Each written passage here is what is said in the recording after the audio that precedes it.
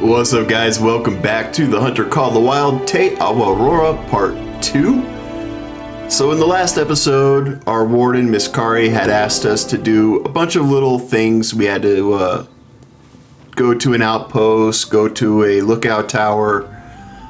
We had to take a picture of a tree. And in this episode, we're going to start off by going to take a look at some rocks. We're going to do some hunting along the way. I'm really only going to show you guys like the gold kills just to keep these videos shorter. So hopefully that'll help. Anyways, let's get into it. That's better. Nothing like a good old Kiwi herbal blend to sort the head out. Oh, well, look at this. Couldn't help themselves, could they? One last hurrah before we shut the place down. This really can't wait, mate. There's a little blue penguin population nesting not far from here, and they'll gladly take this for food.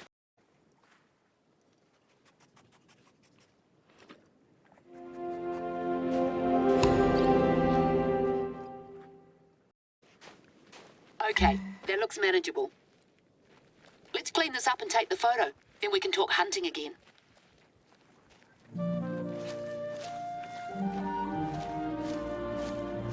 Well, as you can imagine, being featured in a host of box office hits has done wonders for our profile with tourists. Problem is, a lot of the people who come are just here to take a few photos, dump a heap of rubbish, and then leave unceremoniously. So we end up with messes like this one. I'd like to say that we've become the victim of our own success, but that's letting me off the hook. Right, there should be a stand over on the other end of the beach with rubbish bags and a picker. We went to all the trouble of installing these, and they still couldn't be bothered.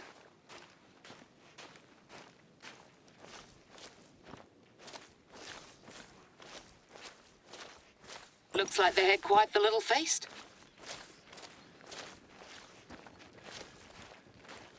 These kids would have nightmares if you showed them some of what I've seen out here. Birds with stomachs so full of plastic they can't eat. South Island University. I knew it. Way too many people around here who have never respected this place.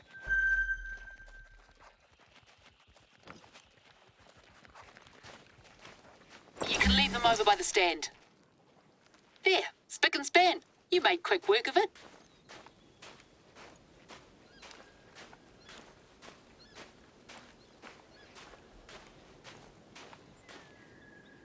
That's a perfectly usable tent. No sense wasting it. Anyway, I've had enough of this. And we need to ensure that we're attracting the right kinds of tourists, not just day trippers from Christchurch out on their school holidays. It's okay for people to come here and leave no trace, but it'd be better if we could rely on them to help us with our conservation goals. So hunters seem like the natural target audience. Our deer and goat populations need constant culling. And you better believe I've more faith in people who love the wilderness to respect the place than kids up to no good. At the risk of sounding like an old fusspot. Speaking of, let's do what we came to do and grab that photo.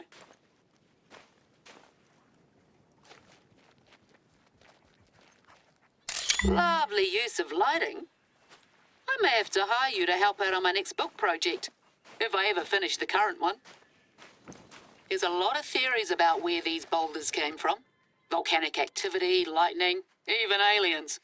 I've heard them all over the years. The boffins will tell you they were formed over 60 million years ago on the sea floor, like pearls. But that's not the whole story.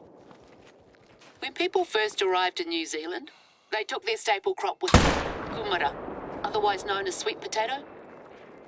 Unfortunately for them, the weather in this part of the country isn't exactly conducive to growing much, and the tubers withered and died. So they sent word to the Polynesian homeland, and a canoe set sail with a hardier crop. But it was caught in an intense storm just off the east coast. Each wave that struck it was so large that it made a new hole. Those are the ones you'll see further inland, and all of the cargo went overboard. And that's what these boulders are. Petrified kumara, eel baskets, calabashes. The canoe itself formed the reef further up. Moral of the story? things have long shelf lives. A lesson I wish someone had taught those kids. Right, feeling warmed up? Good. It's time for you to show me what you can do.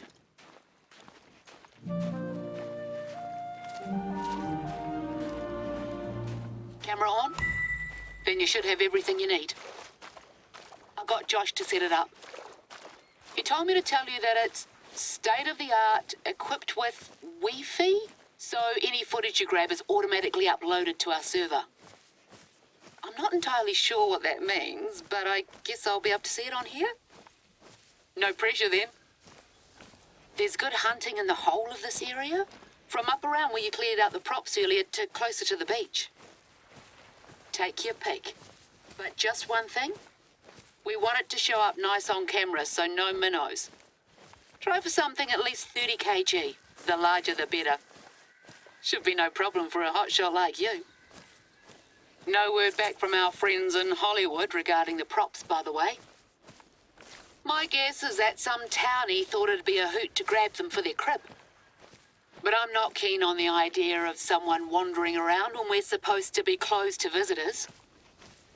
Anyway, nothing you need to worry about right now. Just focus on those killer shots. Not to worry. We'll fix that one up in the editing process. A lot of people around here think that hunting's heyday peaked in the 70s and 80s. Back when you'd get scores of daredevils out in helicopters gunning down deer 3 at a time. That's not the done thing anymore, for a whole host of reasons. But these days we need hunters more than ever. And I'm glad I have you on board to help us show the world that.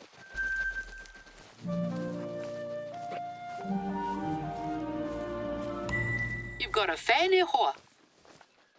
Josh gave me a hand posting some footage from your hunt to the reserve chat group, and it caught the eye of our resident sharpshooter, Melanie Murphy.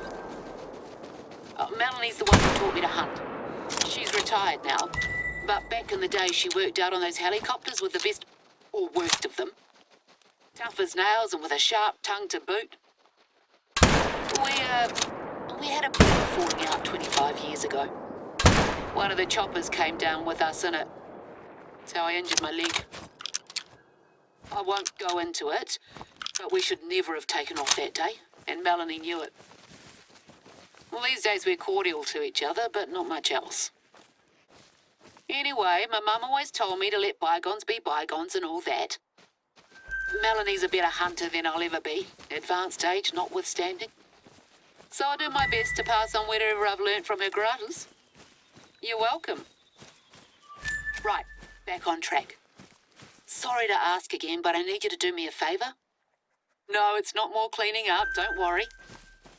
Head to the outpost I've marked on your hunter mate and I'll explain on the way. Graduations, weddings, funerals, and everything in between. Marae are the heart of the community here. I grew up here, just west of the mountain range. We were a small community of outsiders living in sync with nature. No running water and only whatever electricity our generator could provide. People from down in the local town used to call it a hippie commune, but I've never liked the term. It was about sustainable living first and foremost. We weren't just there to not shower and sing Kumbaya all day. So when I say the place is part of me, I mean it. Mum's family can trace their lineage here to the 14th century, and we've accumulated a lot of stories over the years. Some of those are about an animal that holds a special place in my heart. Pākehā, European settlers, released moose here about 100 years ago, and there haven't been any confirmed sightings since the 1950s. But I swear to you, I saw one when I was little, staring straight at me out of a hazy morning mist. Ever since then, I've been determined to prove that they're still here. Even written a book about it. Or am writing a book about it, I should say. I can't give it the conclusion it deserves yet. I don't hold out much hope anymore. But I've got a few trail cameras scattered here and there. Usually just throw up deer herds and the occasional teenager behaving badly. But they're pretty low maintenance. One of them got knocked over and the battery's completely munted. So I'd like you to switch it out if that's not too much trouble. It's on the way to our next filming destination.